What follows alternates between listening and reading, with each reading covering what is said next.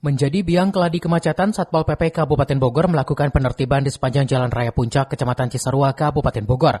Selanjutnya para PKL akan direlokasikan ke rest area.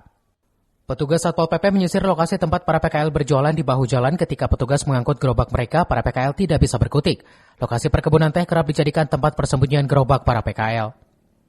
Raja Kabupaten Bogor yang didampingi oleh Polres dan Gaditun melakukan penertiban di jalur kawasan puncak Kabupaten Bogor.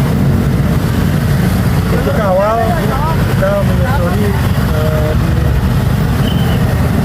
di Mas ya, di depan Kidus Pasar. Kita menyusuri bahan-bahan material yang masih disimpan oleh para PKL yang diduga dia berjualannya pada sore dan malam hari dan atau ketika Satpol PP tidak ada di tempat.